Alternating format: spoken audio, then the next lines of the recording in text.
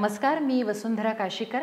Iconic brands of ॲग्रिकल्चरच्या नव्या भागामध्ये तुमचं मनापासून स्वागत करते. चिपळूण जिल्हा रत्नागिरी इथे महाराष्ट्रातलं पहिलं खाजगी स्वायत्त गोविंदरावजी निकम कृषी महाविद्यालय 2001 मध्ये सुरू झालं. या महाविद्यालयातून आजवर 2,500 कृषी पदवीधर बाहेर पडले आहेत. स्थापनेपासूनच अ वर्गाचा दर्जा या महाविद्यालयानं मिळवला आहे. महाविद्यालयाने उच्च ध्येय आणि जिद्दीच्या बळावर साधलेली प्रगती कौतुकास्पद आहे. आज पाहूयात कोकण भूमीतील या शैक्षणिक नंदनवनाची यशोगाथा. कोकणामध्ये कृषी महाविद्यालय आणि तेही विनाअनुदानित तत्वावर सुरू करण्याचा मनोदय 1999 साली ज्यावेळी महाराष्ट्र शासनानं खाजगी संस्थांना खाजगी कृषी महाविद्यालय देण्याचा जी.आर. काढला आणि तो 2000 साली आमच्या हातात मिळाला. त्यावेळी एक मनात असं आलं की आपण एक कृषी पदवीधर आहोत आणि या क्षेत्रामध्ये जर आपण या ग्रामीण भागातील मुलांना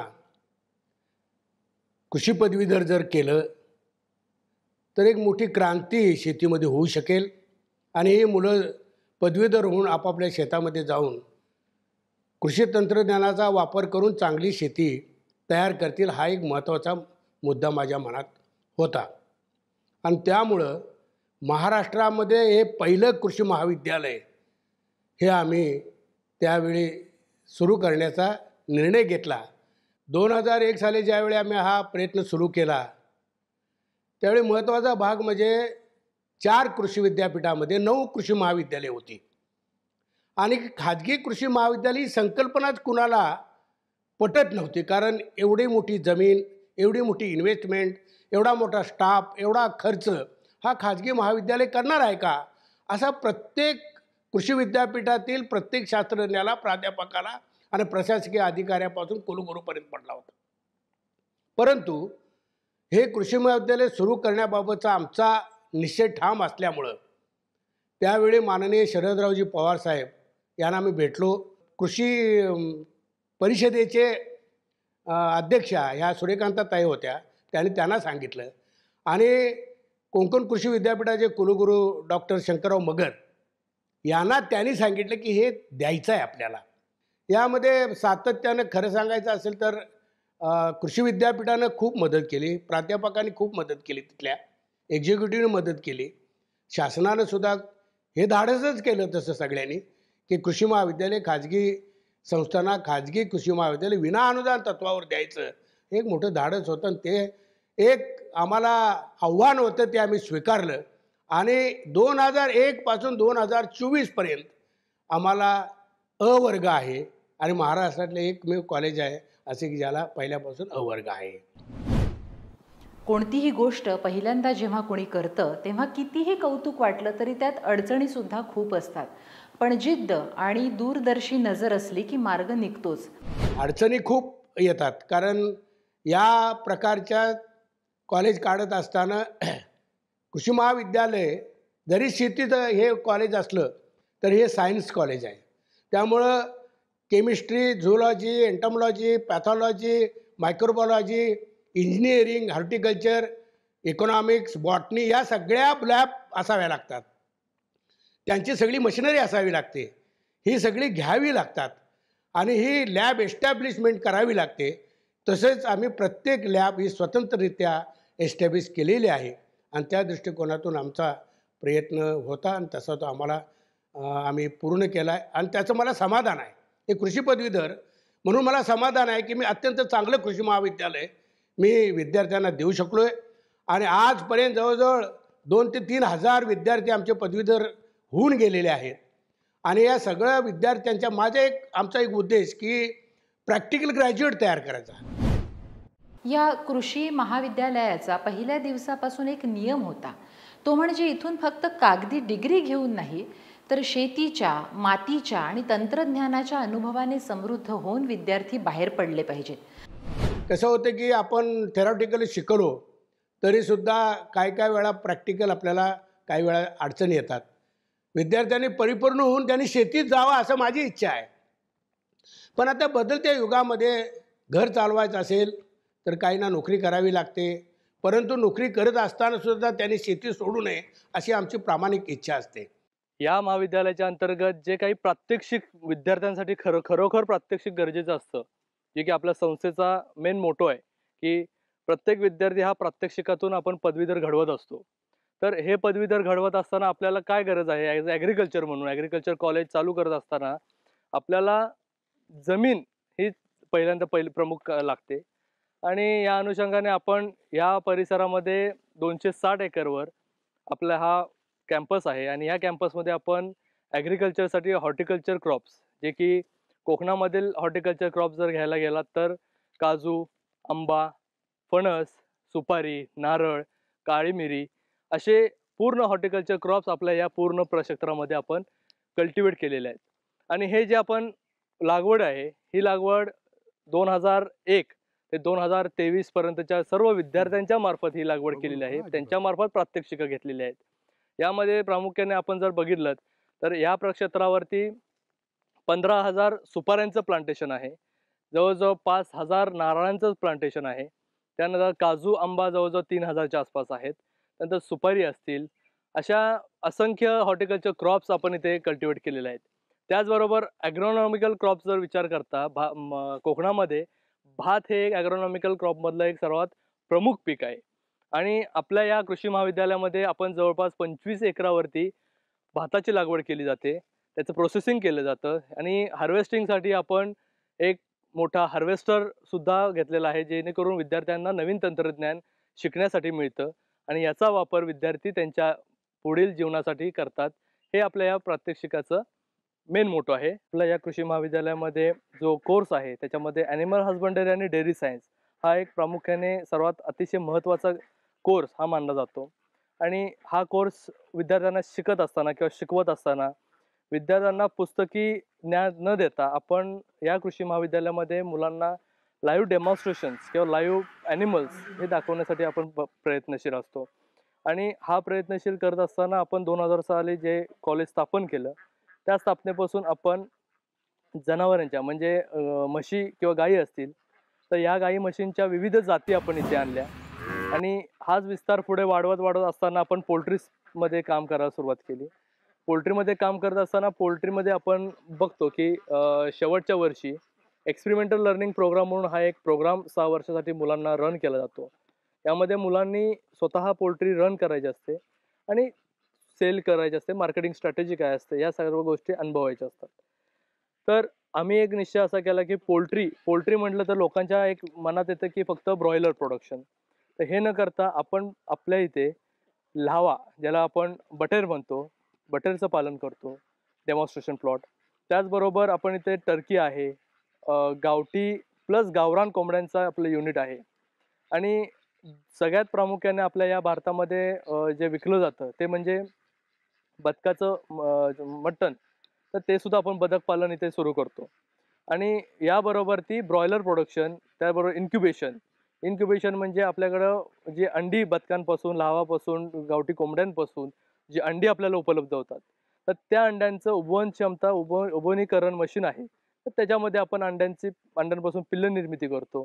तर या सर्व गोष्टी आपण ह्या ॲनिमल हजबंडरी आणि डेअरी प्रोडक्शन आणि पोल्ट्री या पूर्ण सेक्शनमध्ये आपण ह्या गोष्टी विद्यार्थ्यांना शिकवत असतो, त्यांच्याकडनं प्रात्यक्षिक घेत असतो. आणि मार्केटमध्ये मार्केटिंग स्ट्रॅटेजी काय आहे हे विद्यार्थ्यांना आपण कायमस्वरूपी सांगत आहोत. आतापर्यंत आपण या सर्व प्रात्यक्षिक ज्या पाहिल्या, जे मॉडेल्स बघितले, डेमॉन्स्ट्रेशन मॉडेल्स बघितले, यामध्ये खरं तर सर्वात मोठं आम्हाला आधारस्तंभ किंवा मोठं जे म्हणू शकतो, जे आदरणीय कृषीभूषण डॉक्टर तानाजीराव चोरगे सरांचं आहे की प्रात्यक्षिकातून पदवीधर घडवणे, की जे फक्त शेतामध्ये शेतीच न करता त्याच्याबरोबर तो नवीन टेक्नॉलॉजी वापर करू शकतो, प्रात्यक्षिकरित्या इथे घडू शकतो. हाच एकमेव मोठा आमचा या संस्थेचा व ह्या कृषी महाविद्यालयाचा आहे. ग्रामीण भाग, त्यातही कोकणात महाविद्यालय असलं तरी सर्व आधुनिक सुविधा इथे विद्यार्थ्यांसाठी उपलब्ध आहेत. कोकणामध्ये कॉलेज असल्यामुळं पहिला प्रश्न होता राहण्याचा. कारण इथं तसे कुणाच्या घरं नाहीत किंवा सिटी नाही, राहण्याची व्यवस्था नसल्यामुळं आम्ही विद्यार्थी वसतिगृह बांधायला सुरुवात केली. आणि विद्यार्थी वसतिगृह बांधत असताना विद्यार्थ्यांचे 600 विद्यार्थ्यांसाठी आणि 400 विद्यार्थिनींसाठी आमचं वसतिगृह आम्ही आता सुसज्ज असं बांधलेलं आहे. विद्यार्थ्यांना क्रीडांगण जे पाहिजे ते क्रीडांगण भव्य क्रीडांगण आहे. जवळजवळ रत्नागिरीत एवढं भव्य क्रीडांगण नसेल एवढं आमचं मोठं क्रीडांगण आहे.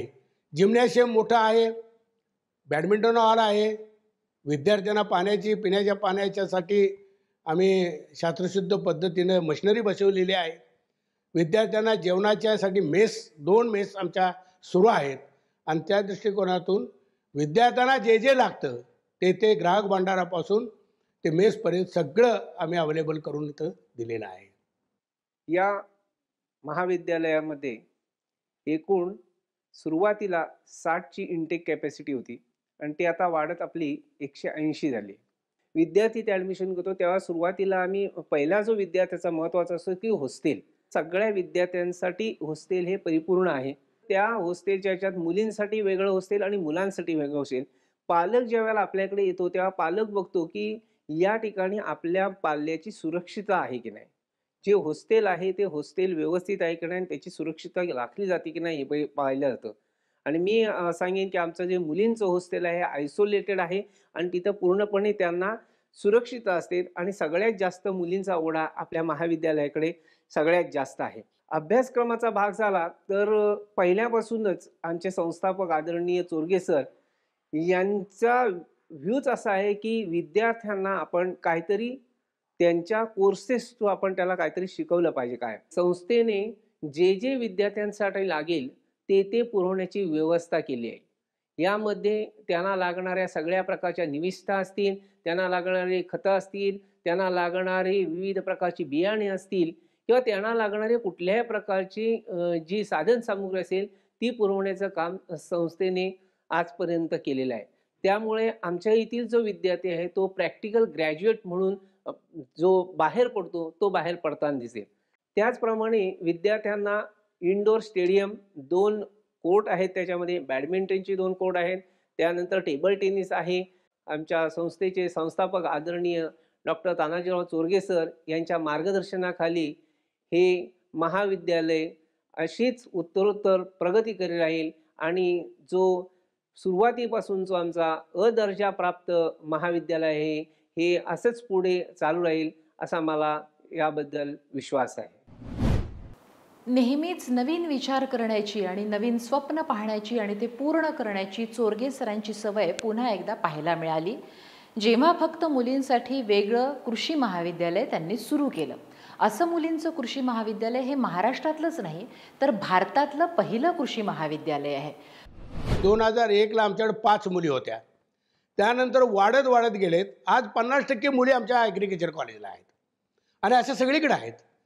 तेव्हा का नाही आपण महिलांसाठीच पूर्णपणे कृषी महाविद्यालय मंजूर करून घ्यावं. आणि तसा आम्ही अर्ज केल्यानंतर अनेक अडचणी आल्या. त्या अडचणीवर मात करून आम्हाला गेल्या वर्षी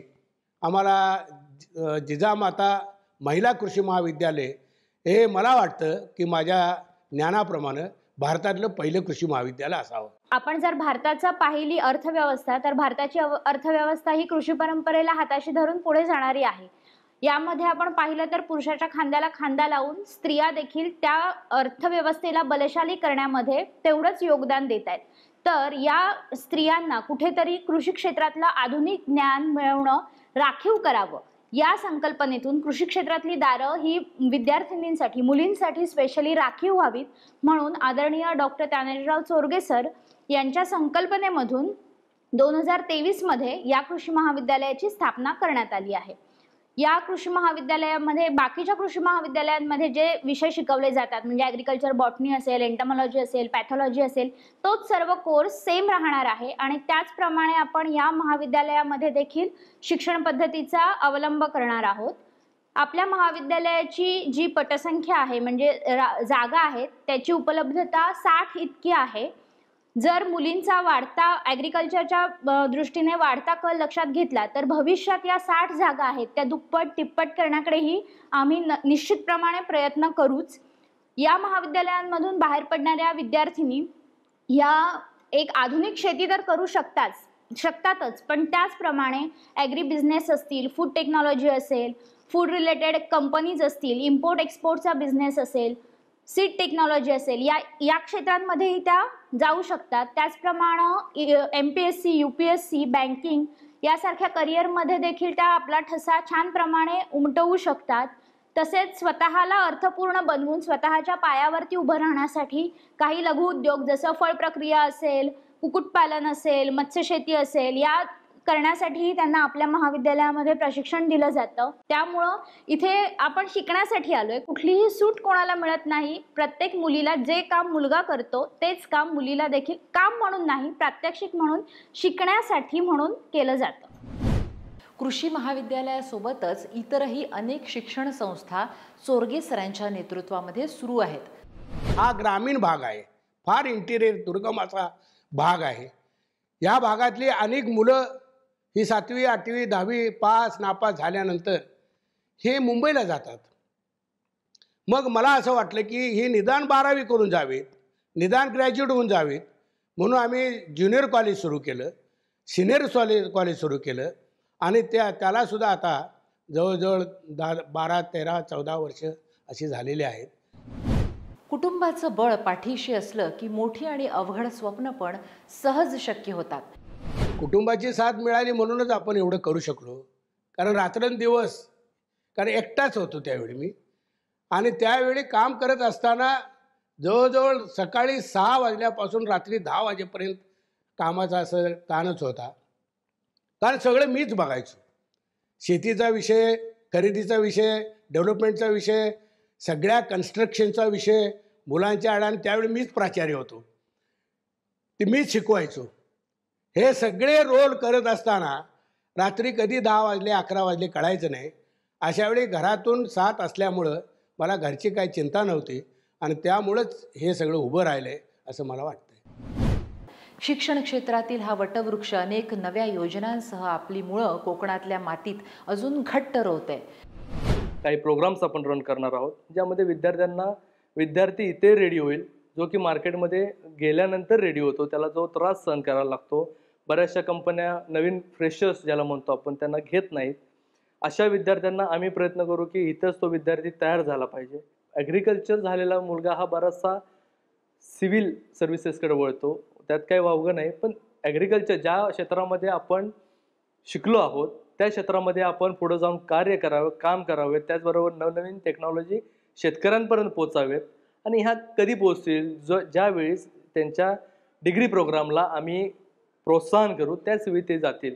अशाच प्रकारे जर ट्रेनिंग सेंटर सुरू केले, यामध्ये आमचा विचार आहे की पुढे जाऊन ॲपिकल्चर ट्रेनिंग सेंटर चालू करणार आहोत. ॲपिकल्चर ट्रेनिंग सेंटरमध्ये हनीबी म्हणजे मधमाशी पालन याचं कोकणामध्ये ट्रेनिंग सेंटर नाही आहे, तर या ट्रेनिंग सेंटरसाठी आम्ही कार्यरत आहोत. आम्ही साधारणतः पालगड, साने गुरुजींच्या नावानं पालगड इथं सिनियर कॉलेज आणि ज्युनियर कॉलेज काढलं. तसंच खेडमध्ये तळ्याला एक ज्युनियर कॉलेज काढलं. तसं कोल्हापूरजवळ 4 किलोमीटर गारगोटी रस्त्यावर आम्ही नंदवाळ इथं ज्युनियर कॉलेज, सिनियर कॉलेज आणि ITI काढले. तिथं आमचा प्लॅन आहे, म्हणजे प्लॅन असा आहे की BAMS आणि नर्सेस ट्रेनिंग कोर्सेस आणि एक हॉस्पिटल तिथं काढावं असा आमचा प्लॅन आहे. दुसऱ्या पिढीच्या रूपानं नवी व्हिजन, नवी स्वप्न आणि नवीन ताकद संस्थेला मिळाली आहे. मी एक शून्यातून हे सगळं निर्माण केलेलं आहे. ते टिकवणं, ते पुढं नेणं आणि विस्तार करणं आणि अत्यंत चांगल्या प्रकारे संस्था चालवणं हे आम्ही आमचं ध्येय आहे किंवा त्यांच्याकडून अपेक्षा आहेत. आम्ही काय ना काय शून्यातून आम्ही 10 आकडा काढलेला आहे. त्याच्यावर 1 शून्य द्यायचा काय, तो शून्य पुसायचा हे पुढच्या पिढीनं ठरवायचं आहे. लहानपणापासून आम्हाला एक आमच्या वडिलांनी म्हणजे जेच की आदरणीय कृषीभूषण डॉक्टर तानाजीराव चोरगे सरांनी प्रत्येक गोष्ट जी आजपर्यंत आमच्यावरती सोपवली आहे ती आम्ही निश्चितच जबाबदारीने पार पाडले. ते आजपर्यंत कधी आम्ही त्याच्यामध्ये ओझं आहे असं आम्ही सुद्धा मानलं नाही. कारण का प्रत्येक वेळी आम्हाला सांगितलं आहे की जोपर्यंत तुम्ही कष्ट करणार नाही, तोपर्यंत तुम्ही स्वतःच्या पायावर उभं राहणार नाही, तोपर्यंत तुम्ही तुमचं नाव करू शकणार नाही. त्याचप्रमाणे आज ह्या संस्थेचा जो वटवृक्ष झाला आहे, तर यामध्ये चोरगे सरांनी गेली 25-30 वर्ष अपर्य कष्ट केलेले आहेत. यामध्ये ही संस्था निर्माण करणे, याची डेव्हलपमेंट करणे यासाठी सरांनी अहोरात्र मेहनत घेतलेली आहे. आणि ह्या मेहनतीचं रूपांतर आम्ही निश्चितच चांगल्या रूपाने पुढं वाटचाल याची वाढवत नेऊ. जसे की आज आपण बघतो की संस्थेचा विस्तार हा अतिशय मोठ्या प्रमाणात आम्ही केलेला आहे, वडिलांनी केलेला आहे. आणि हाच विस्तार आम्ही पुढे आणखीन वाढवू. जो आपण हा वटवृक्ष पाहतो, तर ह्या वटवृक्षाला चांगल्या प्रकारे फळरूपास आणण्याची जबाबदारी आमच्यावर आहे, ती आम्ही निश्चितच पार पाडू असा विश्वास आम्ही सर्व संस्थेच्या संचालकांना आणि आमच्या अध्यक्षांना देतो. आणि असंच कार्य आम्ही आमच्या हाती चांगल्या पद्धतीने घडत राहील. आजच्या भागामध्ये आपण इथेच थांबूयात. पुढील भागात पाहूयात कृषी क्षेत्रातील एक आणखी नवी यशोगाथा. तोपर्यंत पहा फक्त साम टीव्ही.